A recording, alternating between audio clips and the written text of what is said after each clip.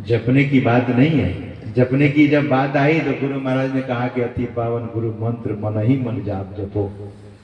लेकिन यहाँ भजने की शब्द है। भजने से मतलब क्या है? सुनना, यानी भीतर में ओम सुनाई देता है। और गुरु महाराज स्पष्ट कर रहे हैं, भजो ओम, ओम प्रभु नाम यही। बहुत लोगों को संशय रहता है महाराज जब तो कुछ और मिला है, और यहाँ गुरु महाराज स्पष्ट कहते हैं भजो ओम, ओम प्रभु नाम यही। बहुत लोगों को संशय होता है महाराज जब क्या करें, ओम ओम जपे कि गुरु मंत्र जो मिला है उसे जपे। ओम ओम जपना नहीं होता है, वो सुनना होता है। और जिस दिन नादानुसंधान करते हुए सुरत शब्द योग का अभ्यास करते हुए ओम शब्द सुनाई देगा, उसी दिन, उसी क्षण, उसी पल समाधि लग जाएगी। ऐसे तो ओम बोलते हैं तो हो सकता है बहुत लोगों को नींद भी आ जाती है, लेकिन वो भीतर का जो ओम सुनेंगे तो समाधि लगना शुरू हो जाएगा, वो परम आनंद। तो सज्जनों, हम सबों को चाहिए कि अपने जीवन में यही जो करने वाली चीज है इसी को किया जाए। बाकी तो साधु महात्मा लोग, मैं भी बहुत बार कथा कहता हूँ, कोई प्रसंग सुनाता हूँ, और प्रसंग सुना करके लोगों को एक प्रेरणा मिलती है। बड़े बड़े महापुरुषों की बातों को सुन करके प्रेरणा मिलती है कि वो ऐसा तो हम भी ऐसा हो सकते हैं। जैसे अजामिल की बात सुनाई जाती है। अजामिल यद्यपि जाति से ब्राह्मण और बड़ा कर्मकांडी ब्राह्मण था, बड़ी निष्ठा थी। बस थोड़ी देर में बोलूंगा, अपनी वाणी को विराम दूंगा। अजामिल ब्राह्मण कुल का और उच्च ब्राह्मण, ऐसा नहीं कि कोई कंटहा ब्राह्मण था, वो सारस्वत ब्राह्मण। भागवत में तो वर्णन आया है कि अजामिल के बारे में कि इतना निष्ठावान था कि जब तक पूजा न कर लेता था तब तक कुछ नहीं खाता था, तुलसी दल भी ग्रहण नहीं करता था, इतनी निष्ठा थी उनमें। लेकिन ऐसे निष्ठावान ब्राह्मण कैसे भ्रष्ट हो गया? तो अभी हम आप पाठ सुन रहे थे, कुसंगति सौ दुख जो है। कुसंग जैसे ही होता है तो दुख उत्पन्न हो जाता है, दुख उपजता है कुसंग करने से।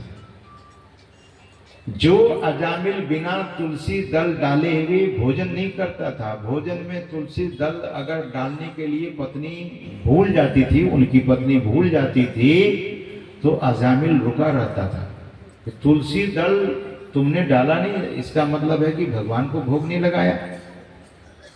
जो भगवान के प्रति इतनी निष्ठा थी, वो अजामिल ब्राह्मण भ्रष्ट कैसे हो गया? किसी उल्टा नारी का संग हो गया। तो सज्जनों, अजामिल तो बड़ा निष्ठावान था, लेकिन जंगल गया समिधा का लकड़ी लाने के लिए, हवन करता था। तो समिधा की सूखी लकड़ी जंगल में गया चुनने के लिए, तो देखा कि एक उल्टा नारी किसी पर पुरुष के साथ आहार विहार कर रही थी। उस दृश्य को देखा, नारी लगभग निर्वस्त्र थी। तो उस दृश्य को देख करके अजामिल का मन बहुत दूषित हो गया और प्रतीक्षा करने लगा कि देखते हैं वो पुरुष इसी के साथ रहता कि चला जाता। वह पुरुष थोड़ी देर में चला गया और बाद में अजामिल उस उल्टा नारी के पास जाता है और प्रेम प्रस्ताव रख देता है कि तुम बड़ी सुंदर हो, और घर में सती नारी पड़ी है। देखिए मन की बदमाशी कितनी है। और आंख जो देखा ना, ये आंख खिड़की है, इस खिड़की से विषय अंदर चला जाता है। तो आंख दृष्टि दोष हो गया, प्रेम का प्रस्ताव रखा कि मैं तुमसे शादी करना चाहता हूँ, तुम बड़ी सुंदर है, तुम बहुत अच्छी लगती है, जो भी होता है कामी पुरुषों का कहने का, वो सब कहा होगा। और उसको प्रार्थना करके, विनती करके, तो वो मान नहीं रही थी, तो उस उल्टा नारी का चरण पकड़ लिया, बोले जब तक तुम हाँ नहीं बोलेगी तब तक मैं छोड़ूंगा न तुझे। अब जंगल में वही आदमी, कोई और भी होता तो छुड़ा उड़ा देता। और तब अजामिल ने प्रलोभन दिया कि तुम जो ये कुकृत्य करती है जंगल में बैठ करके आकर, ये सब धन के लिए करती है ना, तो मैं सारा धन तुझे लिख दूंगा। बहुत प्रलोभन दिया, बोले जितने गहने जेवरात है सब, यहाँ तक कि अपनी पत्नी का भी गहने जेवरात में खोल करके तुम्हें पहना दूंगा। सज्जनों, अजामिल के प्रलोभन में वह उल्टा नारी वो तो चाहती ही थी, आ जाती है अजामिल के घर। अब अजामिल की निष्ठा तो गई, न पूजा में मन लगे, अब कर्मकांड भी समाप्त हो गया। और अजामिल इतना विषयासक्त हो गया, उस नारी के प्रति इतना आसक्त हो गया, इतना आसक्त हो गया कि जो घर में सती नारी थी, घर में जो पतिव्रता नारी थी, उसको नजरअंदाज, इग्नोर, अंग्रेजी में लोग इग्नोर बोलते हैं। फोन करते हैं ना, तो 2-4 बार अगर फोन हो गया तो लोग बोलते हैं जय वाई और इग्नोरिंग भी, बहुत इग्नोर करने लगे। यानी हमको बिल्कुल, क्या होता है उसका, इग्नोर शब्द का, हाँ। तो सज्जनों, अपनी पतिव्रता नारी को अलग कर दी, बोले तेरे हाथ से अपना भोजन करना, ना पानी पीना, ना कुछ करना, तुम बस घर की दासी बन गई, अब झाड़ू लगाते रहो। इसीलिए भारत में ये परंपरा है, एक ही शादी, एक शादी, उससे जीवन फिर ठीक रहता है। लेकिन आप देखिए, कुछ ऐसे भी संप्रदाय है, ऐसा भी मजहब है, एक नारी थोड़ी करता है, 25-50 नारी से शादी कर लेता है। वो पुरुष है थोड़ी ना, वो तो राक्षस है। ऐसा बेकार पुरुष होता है।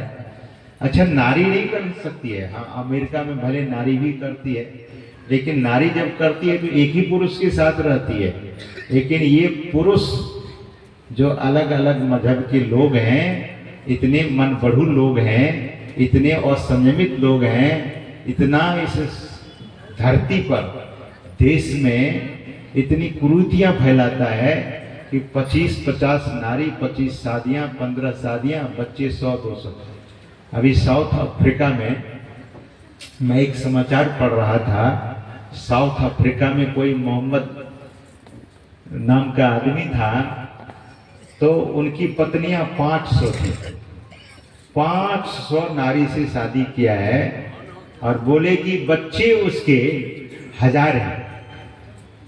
तो अब देखिए कैसा पुरुष है, उसको वर्ल्ड ऑफ गिनीज बुक में नाम दिया गया है कि ये पुरुष इतना बच्चा पैदा किया। कौन सी बड़ाई है? तो नारी एक, अजामिल ने ऐसा कुसंग किया और सब कुछ खत्म हो गया, कर्जा हो गया। लेकिन घर में एक दिन साधु संत आ गए, सब लोग उस गांव में आए, लोगों ने उन्हीं के पास भेज दिया कि अजामिल बड़ा भक्त है, उन्हीं के पास चले जाइए। साधु लोग गए, उनकी पत्नी गर्भवती थी, बच्चा होने ही वाला था।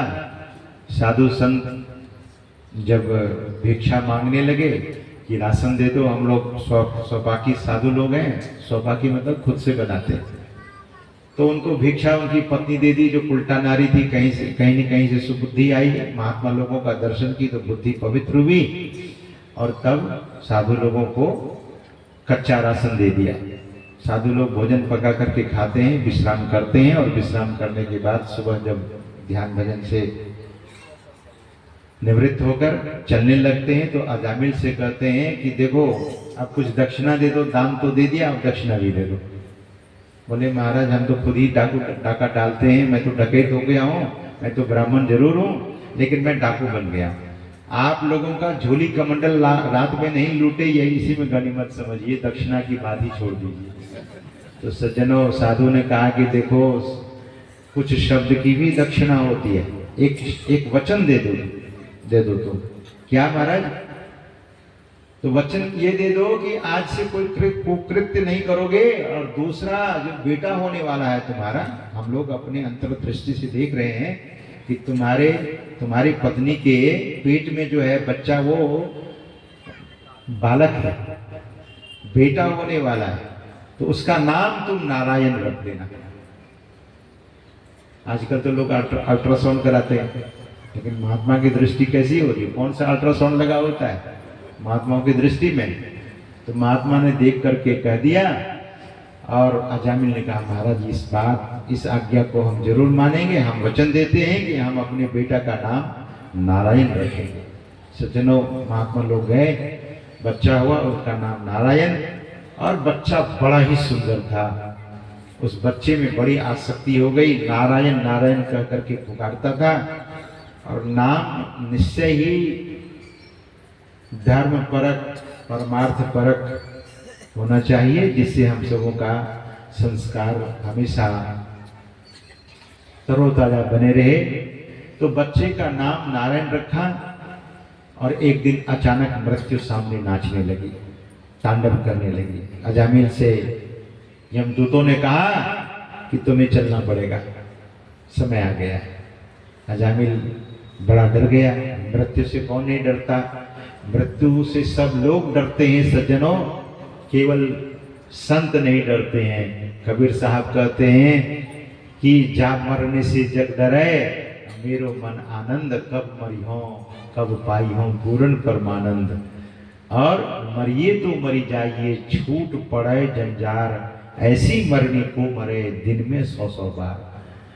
जब समाधि लगती है संत महापुरुषों को, तो वो एक तरह का मरण ही है, तो उस मरण में बड़ा आनंद है। तो सज्जनों, ऐसे सामान्य जीव बड़ा दुखी होता है, डर जाता है, भयभीत होता है। तो अजामिल बड़ा भयभीत हो गया, डरा, और डर करके सोचा कि बेटा जो मेरा थोड़ा बढ़ गया है उसी को बुलाता हूँ। बेटा को बुलाने लगा, नारायण नारायण नारायण, अब जोर से बुलाने लगा। तो बेटा तो कहीं और था, बेटा तो सुना नहीं, लेकिन विष्णु लोक से विष्णु दूत वहां आ गए। श्री सद्गुरु महाराज। विष्णु दूत और उधर यमदूत, दोनों में युद्ध छिड़ गया। यमदूत कहता ले जाने दो, तो विष्णु दूत ने कहा कि इसने भगवान का नाम लिया है। यमदूतों ने कहा कि ये अपना बेटा का नाम लिया है। बोले बेटा का नाम तो बाद में पड़ा ना, पहला नाम तो नारायण का ही है। नारायण असली जो है, अब उसका नकल किया गया है, तो वो नहीं माना जाएगा। नारायण तो असली नाम भगवान विष्णु का है, इसलिए भगवान विष्णु ने भेजा है। अब इसे मत ले जा, मत ले जाओ, अब हम इसे तुझे ले जाने नहीं देंगे। जब ऐसा कहा, और विष्णु दूतों ने बहुत गदा का प्रहार किया, तो यमदूत भाग गए। यमलोक, वहां यमराज ने पूछा क्या हुआ, तो सारी घटना सुनाई। और ये सारी घटना को अजामिल सोए सोए सुन रहा था, देख रहा था कि साधुओं का कितना उपकार। थोड़ी देर के लिए साधु संत आए हमारे यहाँ, एक समय का भोजन हमने दिया, संतों का संग, संतों ने बड़ी कृपा की जो हमारे घर पधारे और हमारा राशन ग्रहण किया, हमारा भोजन ग्रहण किया।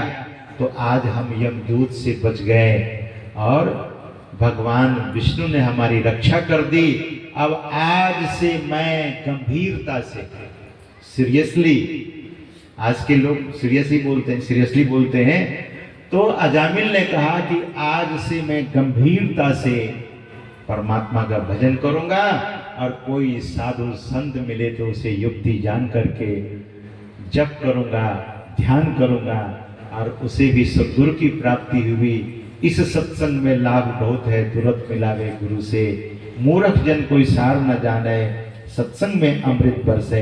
तो सज्जनों,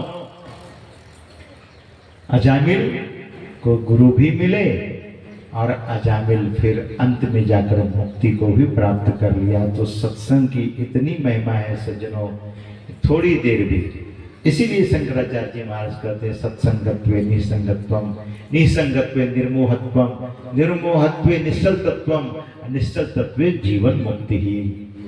तो सत्संग का बड़ा प्रभाव है, हम सबों को सत्संग करना चाहिए।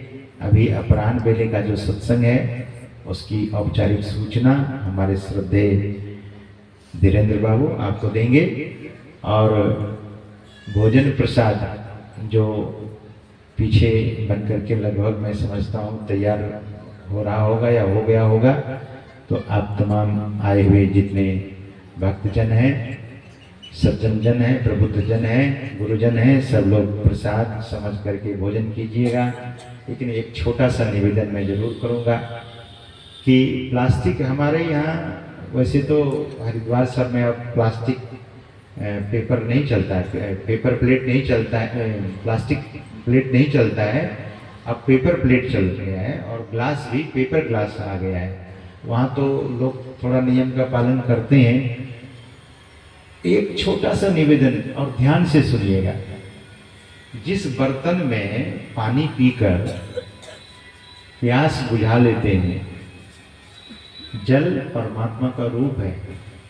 जिस बर्तन में प्लास्टिक का ही गिलास है उसमें जल रखा गया, दिया गया, और उस जल को पान करते हैं और उस पात्र को कैसे फेंकते हैं? कितना अपमान! जिस पात्र के जल से तृप्ति हुई, अगर वो पात्र नहीं होता तो पानी कैसे पीते? लेकिन देखिए मन कैसा करता है, ऐसा विदेशों में नहीं है। हम लोग विदेश को छोटा बताते हैं, लेकिन हमारे भारत के सामने इतनी सफाई है, इतनी सफाई है, कुछ भी वो जगह पर रखता है। यहाँ गड्ढा खोद दिया गया है, अगर आप पानी पीते पीते बाहर उठ जाते हैं तो ग्लास को जगह पर डाल दीजिए। वैसे तो मैं आग्रह करता हूँ कि नेक्स्ट टाइम से पेपर प्लेट और पेपर ग्लास का ही उपयोग होना चाहिए। पर्यावरण का जरूर ध्यान दीजिए, प्रकृति का जरूर सम्मान कीजिए। जो प्रकृति का सम्मान नहीं करता है, प्रकृति उसे श्राप देती है, इतना ध्यान जरूर रखिएगा। तो प्लास्टिक का जो ग्लास आपको हम सबों को दिया जाएगा, उसको निर्धारित जगह पर, जो जगह खोद दिया गया है, गड्ढा बना दिया गया है, उसी में डालें। जहाँ तहाँ मैं देखा सुधीर बाबू को प्लास्टिक ग्लास सुनते हुए बड़ा ये होता है कि लोग पानी पी के यूं ही फेंकते हैं। उस पात्र को, जिस पात्र से भोजन किया, जिस पात्र से जल पिया, उसका अपमान कर देते हैं। ये अच्छी बात नहीं है, ये सभ्य लोगों का भी पहचान नहीं है। हम लोग सभ्य हैं, शिक्षित समाज के लोग हैं, तो प्लास्टिक ग्लास को यत्र तत्र नहीं फेंकेंगे। यह विनती है, यह प्रार्थना है, यह निवेदन है, और इन्हीं शब्दों के साथ मैं अपने वाणी को यहीं पर विराम देना चाहूँगा।